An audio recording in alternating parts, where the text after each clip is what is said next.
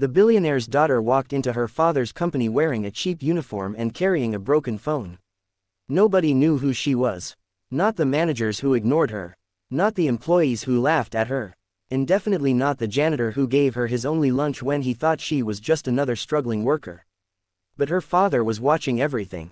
He had spent years wondering whether anyone truly cared about his daughter, or only about the fortune waiting for her. So he created a test. And by the end of 1 week, the poorest man in the building would become the only person the billionaire trusted with his daughter's future. In Chicago, almost everyone in the business world knew the name Victor Harrington. At 68 years old, Victor owned one of the country's largest technology and real estate companies. His penthouse overlooked the city. His cars cost more than most people's homes. And his only daughter, Sophie Harrington, had grown up surrounded by everything money could buy.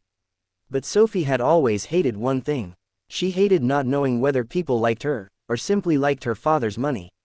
Every man who approached her seemed to know her last name. Every friend suddenly became interested in her lifestyle. And every time Sophie wondered if someone genuinely cared about her, her father would say the same thing. Money makes people very good actors. Victor had become so suspicious that Sophie finally made a decision. She would disappear. For 1 week, she would work at one of her father's companies under a false name. No designer clothes, no luxury car, no security guards, no expensive jewelry, just a cheap uniform, an old phone, and the name Sophie Miller. Victor agreed, but only because he had a plan of his own. On Monday morning, Sophie entered Harrington Tower wearing a simple gray cleaning uniform. She looked completely different from the elegant woman who normally arrived in a black luxury car. At the reception desk, the employee barely looked up. Cleaning staff entrance is around the back. Sophie quietly nodded. Nobody recognized her. Nobody asked if she needed help. In fact, one manager accidentally dropped a stack of papers near her feet and simply said, "Pick those up." Sophie did. For the first time in her life, people treated her exactly as they treated someone they believed had no power. And she quickly discovered something painful. Most people were not kind to people they considered unimportant. But on the 4th floor, she met Daniel Carter. Daniel was 42 years old and worked as a janitor. He wore an old blue uniform, carried a worn lunch bag, and had the tired eyes of a man who had spent years working harder than anyone noticed. Daniel was not rich. He did not drive an expensive car. He lived in a small apartment and worked 2 jobs to support his elderly mother. But he had something Sophie had rarely seen. He treated everyone the same. On Sophie's 3rd day, she accidentally dropped her lunch on the floor. The small container broke open, and her food spilled everywhere. She stood frozen, embarrassed.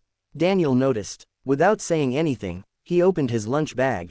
Inside was one sandwich, only one. He held it out to her.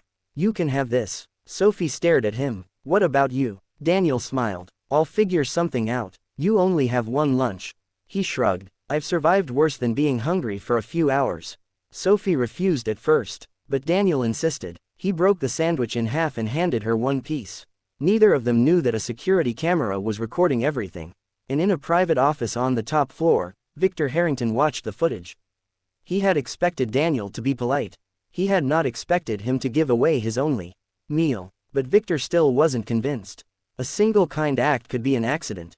So he prepared another test. The next morning, Victor secretly instructed an employee to leave a thick envelope on a bench near the service elevator. Inside was $10,000. The envelope had Daniel's name written on it. Victor watched from a hidden camera. Daniel found the envelope during his afternoon rounds. He opened it. For several seconds, he simply stared at the money. $10,000 could change his life. It could pay his mother's medical bills. It could pay months of rent. It could give him something he desperately needed. Daniel looked around. Nobody was there. Then he closed the envelope. Instead of keeping it, he walked directly to the security office. "This was left near the elevator," he said. The security manager opened it and froze. Daniel simply turned to leave. "You don't want to know what's inside?" the security manager asked. Daniel looked back. "I already know." "Then why didn't you keep it?" Daniel gave a tired smile. "Because I know exactly what it feels like to lose something important." Victor watched from his office. For the first time, the billionaire began to question his own beliefs. But he had one final test. That evening, a powerful storm hit Chicago. Rain flooded several streets. Most employees left the building as quickly as possible. Sophie was waiting outside for her bus when she saw an elderly woman struggling with 2 heavy bags. The woman slipped on the wet pavement. Sophie rushed toward her. At the same moment, Daniel appeared from the opposite direction. Together, they helped the woman stand. Daniel took the bags. Sophie called an ambulance. The woman kept apologizing. "I don't want to trouble you." Daniel smiled. "Ma'am, you're not troubling us." The ambulance arrived, but Daniel did not leave. He waited beside the woman until the paramedics took her inside.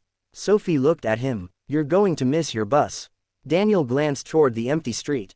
"Yeah, you'll have to wait another hour."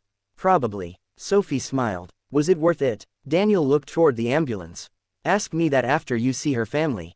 Neither of them noticed Victor watching from inside his car across the street. The billionaire had followed them. And now he understood something. Daniel was not kind because anyone was watching. He was kind because he had no idea anyone was watching. The next morning, Victor called Sophie and Daniel to his private office. Sophie entered first. Daniel followed, confused. Victor stood near the window. For several seconds, nobody spoke. Then Victor turned around. "Sophie." Daniel looked at her. His face changed. Sophie slowly removed the cheap name badge from her uniform. "My name is Sophie Harrington." Daniel stared at her. "The Sophie Harrington?" She nodded. Victor continued. "She owns half of this building." Daniel looked between them. Then he laughed quietly. "I knew there was something unusual about you." Sophie smiled. "You did?" "No," Daniel admitted. "I had absolutely no idea." For the first time in years, Victor laughed. But then his expression became serious. He looked at Daniel. "I tested you." Daniel's smile disappeared. Victor explained everything. The lunch, the money, the storm. Every moment had been watched. Daniel felt betrayed. "You followed me." Victor nodded. "I was trying to discover what kind of man you were." Daniel looked at Sophie. "And what did you discover?" Victor answered before Sophie could. "That I was wrong." Victor walked to his desk and placed a folder in front of Daniel. Daniel opened it. Inside was a job offer. Not for janitor. Not for assistant. Victor was offering him a position managing a new community housing division. The salary was more than Daniel had ever earned. But Daniel did not immediately accept. "I don't have a business degree." Victor nodded. "But you understand people." Daniel looked confused. Victor continued. "I have spent 40 years building companies. I know how to build buildings." He pointed toward the folder. "But I don't know how to build communities." Daniel remained silent. Victor looked at Sophie. "And my daughter trusts you." Sophie smiled. "Because he treated me like a person before he knew my name." Daniel finally understood. The billionaire had not been searching for the richest man. He had been searching for the person who could not be bought. 6 months later, Daniel Carter was no longer working as a janitor. He was managing Harrington Community Housing. His first project provided affordable homes for more than 100 families. Victor attended the opening ceremony. Sophie stood beside him, and Daniel watched as a single mother received the keys to her new home. She began crying. Daniel smiled. Victor looked at him. "You know," the billionaire said, "I used to think money revealed people's character." Daniel looked at the families receiving their keys. "No," he said, "money only gives people more opportunities to show who they already are." Victor smiled. For the first time in his life, the billionaire realized something. The greatest fortune he had ever discovered was not hidden in a bank account. It was hidden in the character of a man who had once given away his only sandwich. And Sophie finally learned the truth she had been searching for. The right person would not love her because of her father's money. He would love her even when he believed she had none. Because real character is revealed when nobody is watching. And sometimes, the person everyone overlooks is the one person worth trusting with everything. If you believe kindness matters more than money, tell us in the comments, would you have returned the $10,000 envelope? And remember, true wealth is not measured by what you can afford to keep. It is measured by what you are willing to give when you believe nobody is watching.